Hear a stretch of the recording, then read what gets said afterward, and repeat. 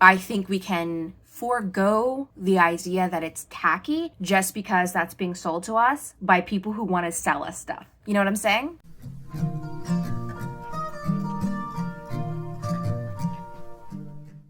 So this is interesting because I am filming the first log for December while editing November, and that's because I have my first unexpected expense coming up in a couple of hours because I need a haircut for winter.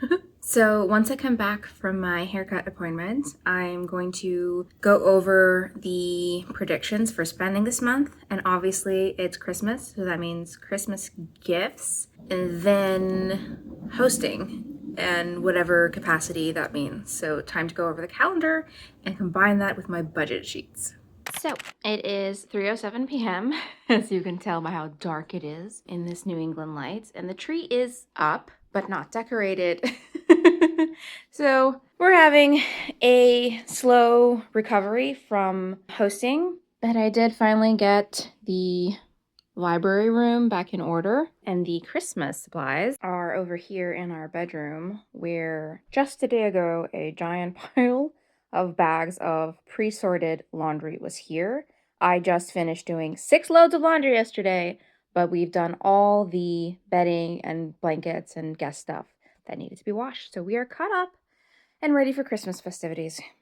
So, as you can see by the date that I'm filming this, I have struggled. Now, I have not struggled with my Excel sheets. I have finished allocating my budgets and putting the cash in my wallets and all the things like that, and we might go over that later. But what I have struggled with is I, quite frankly, am feeling quite depressed and like a failure over November. And the reason is because, this is called low buy, low spend. And I did buy, and I did spend. And I have to keep checking in with reality and looking at that Excel sheet and going, no, I got a t-shirt that I needed for $3. I got a sweater that I needed for $6, etc., etc. I even went in ahead of time with like a list of all the things that I needed, all the things that I was looking for. I even had colors that I was specifically looking for, so I didn't just end up with like all white tees or all black tees or whatever it is. My husband was actually really surprised that he's like, well, you went through the aisles fast. And I was like, yeah, I'm going through a long-sleeved t-shirt aisle. I'm looking for long sleeves of this color. And if they don't have it, I move on with my life. I did that last year where I was looking for a high-collared cable knit sweater to like layer under my winter coat. And so I just went through the aisles and I just pulled out every like white and cream colored cable knit sweater. And I tried on like 12 of them. But like I knew what I wanted. I went and I got that and I was good. So I know I did my best, and I look at that and I see that I did do a good job. I didn't fail. Those are things that we needed. And I think I just need a shift, which is moving away from low buy and low spend as sort of like economic or like financial minimalism.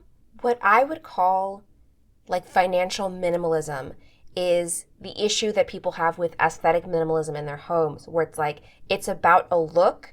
It's about adhering to something rather than having a functional home that works for you. It can also be like people who are very sustainable and they do like zero waste, and there is zero waste that is functional and sustainable in terms of habits versus like it looks this way. I can't have any plastic in my home. I can't have this and this and that. And so I need to shift away from the fact that how it looks and think about what it is that I'm doing, which is I am spending the lowest amount that I can. I am not buying things that I don't need. And for the things that I do need, I am spending the lowest amount and really investing a low amount of dollars for a high amount of value of quality items that are going to last. So before I go over how the rest of the month is going to work, I think we need to recap November like I did for October and go over the wins, which is this item behind me over here.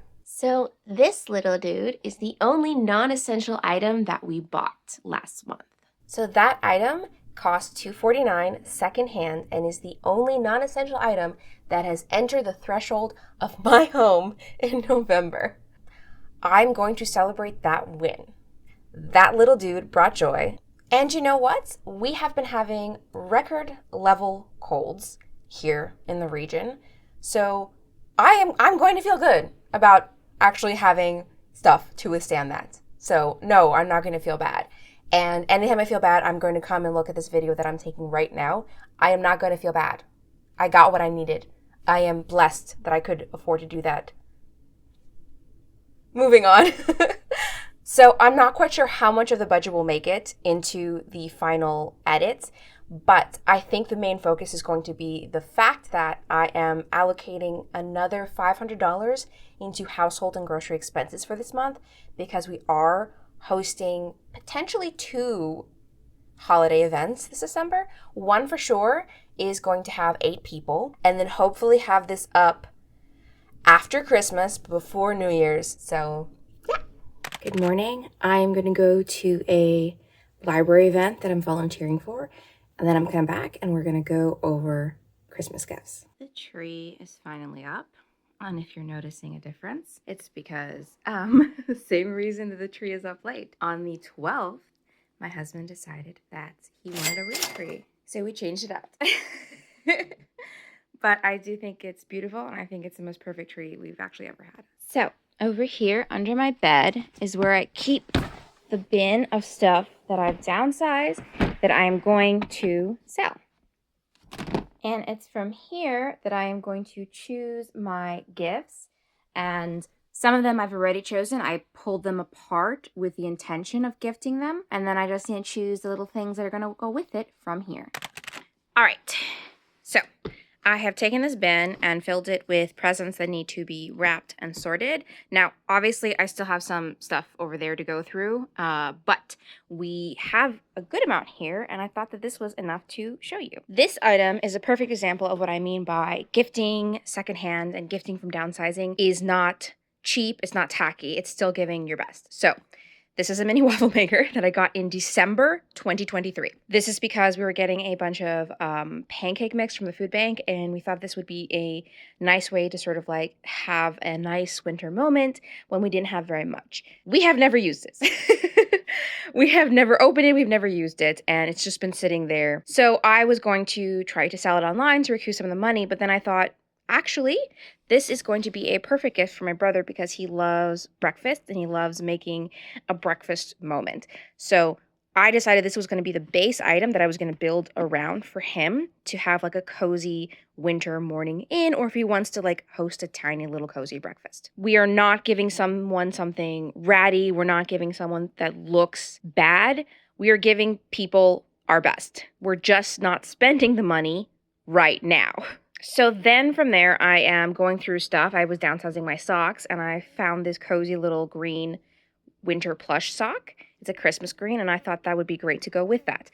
This by itself, it definitely comes across as cheap. You know what I'm saying? It's like one single item. It's like, this is a struggle gift. But when I add it into an entire gift basket with these things, it starts to look really nice. And that's what I'm talking about, finding one big item and then building little things around it. And that way you get to give someone a really nice gift. And I can even pull some more from there if I want little items, depending how big I want to go with the gift. And so this is what I'm saying, regardless of whether you're coming from an economical standpoint or whether you are coming from an ecological standpoint, not wanting to contribute to hyper-consumerism, especially around like the holiday season, you still don't have to forego the joy of gift giving by simply shopping around your house. And I will say regarding this that it is intent and the thought that matters. You know, it's the thought that counts.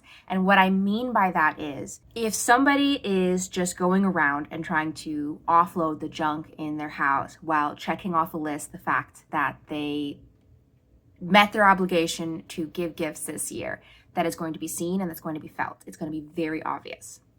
On the flip side, if you are somebody who is going around with thoughtfulness, with love for the people that you are gifting and thinking about what they would like, what they need, that is also going to be seen, that's also going to be felt. I guarantee that my brother is not going to care that I didn't spend money on it this year. He's going to love the gift. It's going to be right up his alley, exactly what he needs, exactly what he loves. And so whether you are someone who struggles with a season because you don't like contributing to hyperconsumerism and like clutter culture and like landfill culture, to sort of say it that way. Or you are someone who has quite a tight budget and struggles to give gifts that way. This is a way to meet those needs, whatever way it's coming from, or if it's from both. For me, it's both. This is the advice that I would give you. And once again, if it's coming from a place of pure intent, with thoughtfulness and care for the person, giving your best, I think we can forego the idea that it's tacky just because that's being sold to us by people who want to sell us stuff. You know what I'm saying? Anyway, that's my tip.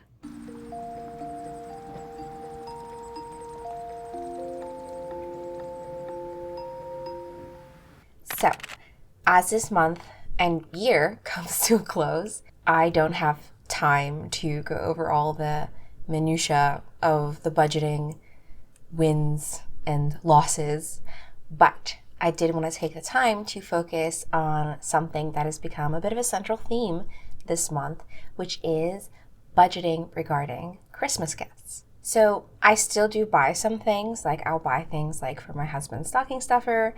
We go through like a list of like candies and snacks that we want, but also sometimes I'll be putting together gifts and it needs a gift bag or a basket or just like a tiny little something to bring it together.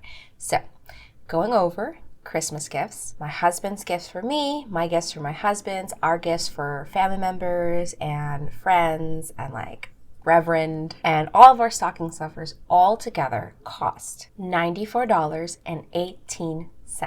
Now that does exclude the money that I spent on stamps to send Christmas cards, which is $15.60. So altogether, just over $100, because I always get my Christmas cards on sale the year before. And last year I didn't even buy it.